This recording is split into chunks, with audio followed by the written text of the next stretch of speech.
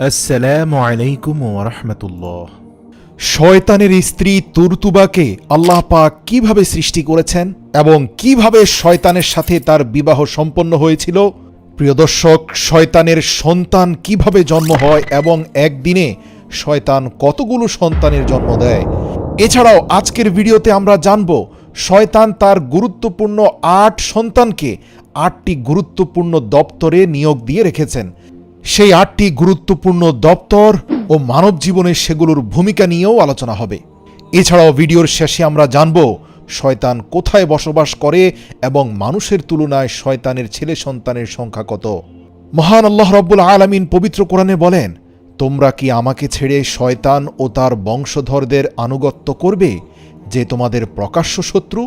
পবিত্র কোরআনের এই আয়াতের মাধ্যমে ১০০% প্রমাণিত হয় যে শয়তানের স্ত্রী ও সন্তান রয়েছে এবং মুহাম্মদুর রাসূলুল্লাহ যখন পৃথিবীতে ছিলেন ইতোমধ্যেই শয়তান তার বংশ বিস্তার করে শাখা প্রশাখা পুরো বিশ্বময় ছড়িয়ে দিয়েছিল। আহলে কিতাব থেকে জানা যায় আল্লাহ তাআলা শয়তানকে বিতাড়িত করার পর এক বিশেষ প্রক্রিয়ায় শয়তানের জীবন সঙ্গিনীকে সৃষ্টি করেন এবং তাদের মধ্য থেকেই শয়তানের বংশ বিস্তার ঘটে। শয়তানের স্ত্রীকে কিভাবে সৃষ্টি করা হয়েছে এ বিষয়ে একটা হাদিস রয়েছে। যখন আল্লাহ তাআলা শয়তানের স্ত্রী ও সন্তানদের সৃষ্টি করার ইচ্ছা করলেন, তখন শয়তানের মধ্যে রাগের উদ্রেক ঘটালেন, ফলে শয়তান প্রচণ্ড রেগে গেল।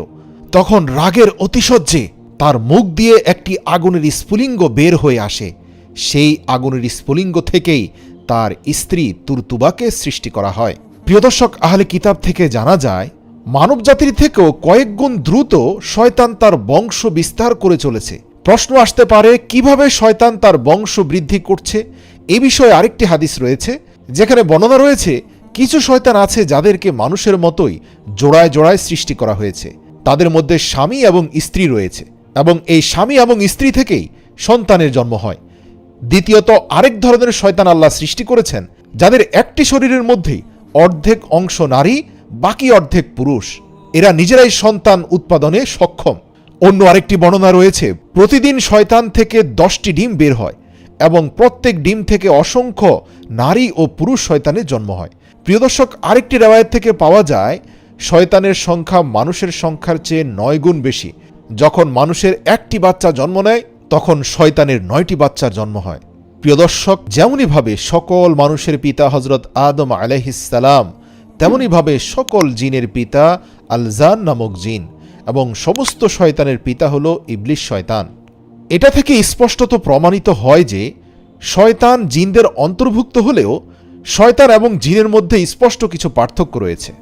এর মধ্যে সবচেয়ে বড় পার্থক্য হচ্ছে জিন জাতি মরণশীল, অর্থাৎ তারা 1500 থেকে 2000, সর্বোচ্চ 3000 বছর হায়াত পেলেও এই দুনিয়ার বুকেই তারা মৃত্যুবরণ করে।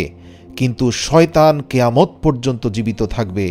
এমনকি পৃথিবীর শুরু থেকে ইবলিস শয়তানের যত সন্তান জন্মগ্রহণ করেছে আজ পর্যন্ত তারা জীবিত রয়েছে।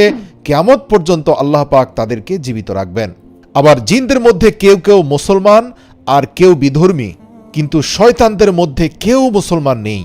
অনুরূপভাবে জিনেরা মৃত্যুবরণ করে এবং তারা মৃত্যুর স্বাদও গ্রহণ করে দুনিয়ার বুকেই কিয়ামতের পূর্বেই, কিন্তু শয়তান এবং তার বংশধরদের মৃত্যু শুধুমাত্র কিয়ামতের পূর্বেই হবে। আহলে কিতাব থেকে জানা যায় কিয়ামতের 40 বছর পূর্বে যখন সূর্য পশ্চিম দিকে উঠবে, তখন আল্লাহ তাআলা ইবলিসকে যন্ত্রণাদায়ক মৃত্যু দিবেন। তখন তার সাথে সাথে সকল শয়তানের সন্তানদের মৃত্যু হবে। শয়তানের মৃত্যুর পর সূর্য পশ্চিম আকাশে 40 বছর স্টে করবে। এরপরে পৃথিবীতে কিয়ামত আসবে। আল্লাহু আকবার। প্রিয় দর্শক, এখন আলোচনা করব শয়তানের নেটওয়ার্ক কিভাবে কাজ করে এবং শয়তান তার সন্তানদেরকে কোথায় কোথায় ডিউটিতে নিযুক্ত করে রেখেছে এবং কিভাবে শয়তানেরা মানুষকে গোমরা করার কাজে ব্যস্ত রয়েছে।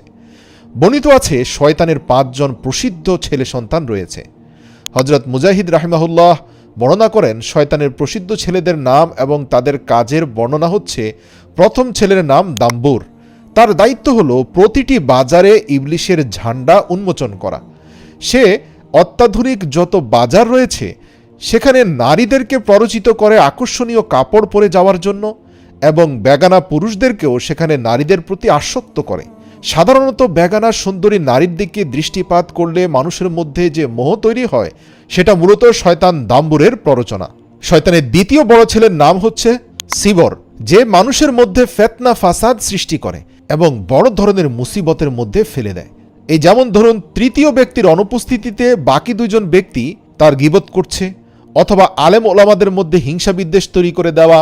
এই সিবুর সাধারণত আল্লাহওয়ালা বুজুর্গদের পিছনে সময় ব্যয় করে, তাদের আমলের বাঁকে বাঁকে সে পথভ্রষ্টতা ঢুকিয়ে দেয়। এভাবে বহু আলেম সিবুরের প্ররোচনায় পথভ্রষ্ট হয়ে গিয়েছে।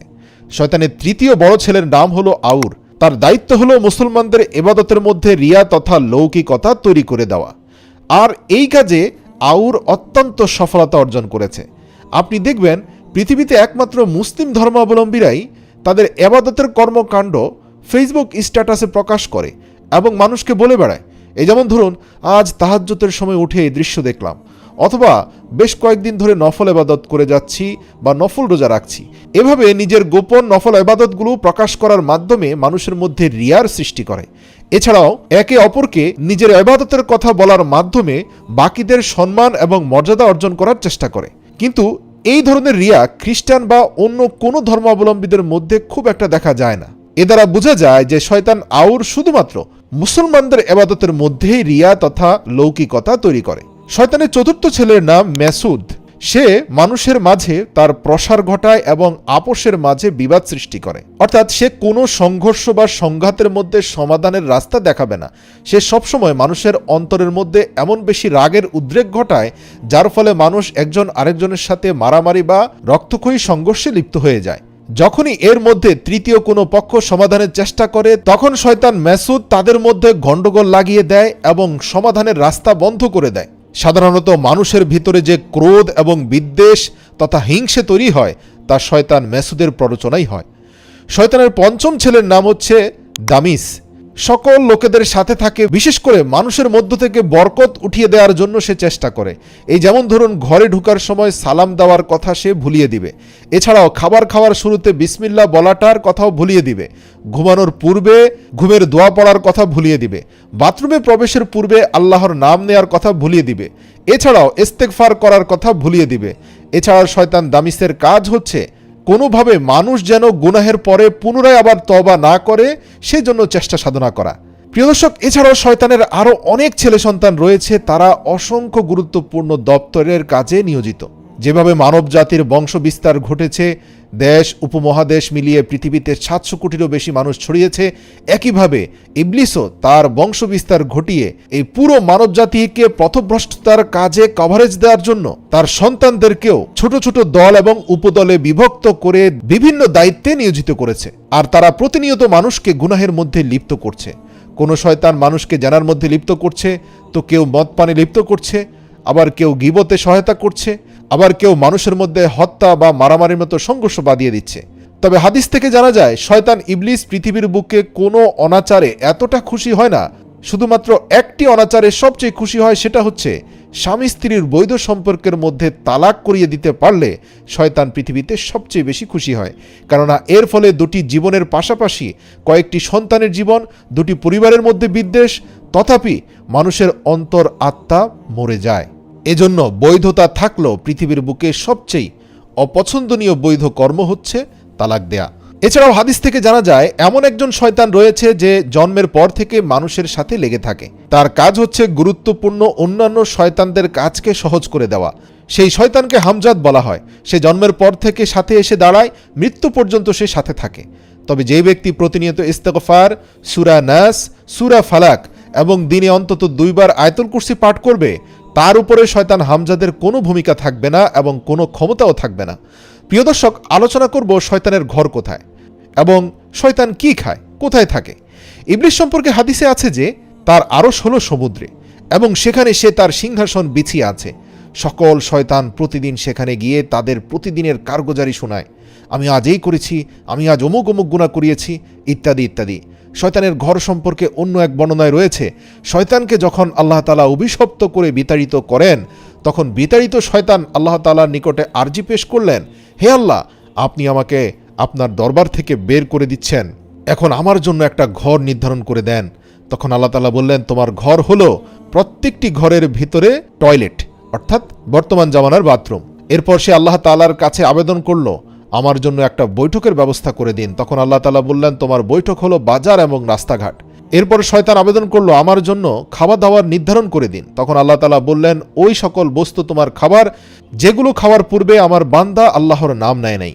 এজন্য হাদিসে রয়েছে, যখনই তোমরা খাবার দাবার খাবে তখনই বিসমিল্লাহির রহমানির রহিম বলে খাও। সবচেয়ে সুন্নতি তরিকা হচ্ছে খাবার খাওয়ার পূর্বে বিসমিল্লাহি আলা বারকাতুল্লাহ পড়া। যদি ভুলে যান, খাবারের মধ্যখানে মনে হয়, তাহলে বিসমিল্লাহি আউয়ালাহু আখিরা পড়া। তাহলে শয়তান কোনোভাবে আমাদের খাওয়া দাওয়ায় শরিক হতে পারবে না। এরপর শয়তান আবেদন করলো, হে আল্লাহ, আমার পান করার বস্তু নির্ধারণ করে দিন। তখন আল্লাহ তাআলা বললেন, প্রত্যেক নেশাজাতীয় জিনিস তোমার পান করার বস্তু। এরপর শয়তান আবেদন করলো, আমার দিকে মানুষকে আহ্বান করার পদ্ধতি নির্ধারণ করে দিন। তখন আল্লাহ তাআলা বললেন, তোমার প্রতি মানুষকে আহ্বান করার পদ্ধতি হলো অশ্লীল গান বাজনা। তারপর শয়তান আবেদন করল, আমাকে একটা কিতাব দিন। তখন আল্লাহ তাআলা বললেন, খারাপ কবিতা এবং চটি গল্প তোমার কিতাব, অশ্লীল বাক্য, অশ্লীল স্ট্যাটাস হচ্ছে তোমার স্লোগান। শয়তান আবেদন করল, আমার জন্য কোনো কালাম নির্ধারণ করে দিন। আল্লাহ তাআলা বললেন, মিথ্যা হলো তোমার কালাম। পৃথিবীর সবচেয়ে ভয়ঙ্কর অপরাধ, যেই অপরাধ মানুষ করলে আল্লাহ পাকের অভিশাপে লিপ্ত হয়, তা হচ্ছে মিথ্যা। সুতরাং এটা দিয়েই তুমি তোমার জাল বিস্তার করবে। আজকে আমাদের দেশে খাদ্যদ্রব্যে ভেজাল, ওয়াদা ভঙ্গ করার প্রবণতা, ধোঁকাবাজি, প্রতারণা, এই সবই কিন্তু মিথ্যার চূড়ান্ত পরিণতি। শয়তান বলল, মানব জাতির মধ্যে আমাদের এমন কোনো অস্ত্র নির্ধারণ করে দিন যা ব্যবহার করে আমরা খুব সহজে অন্যদেরকে ফাঁদে ফেলতে পারব। তখন আল্লাহ বললেন, অকৃতজ্ঞ এবং লোভী নারীরাই হলো তোমাদের ফাঁদ। প্রিয় দর্শক, হাদিস থেকে আমরা জানতে পারি শয়তান আমাদেরকে কিভাবে গোমরাহ করে এবং শয়তানের খারাপি থেকে বাঁচার জন্য কোন সব বিষয় থেকে আমাদের বেঁচে থাকা জরুরি। আসুন দুই হাত তুলে রব্বুল আলামিনের দরবারে আজ থেকে আমরা প্রতিজ্ঞা করি, আমরা রাসূল সাল্লাল্লাহু আলাইহি ওয়াসাল্লামের তরিকার উপরে শক্তপোক্তভাবে দাঁড়িয়ে যাব। কোনোভাবেই শয়তানকে নিজেদের হৃদয়ে আশ্রয় প্রশ্রয় দিব না, ইনশাআল্লাহ।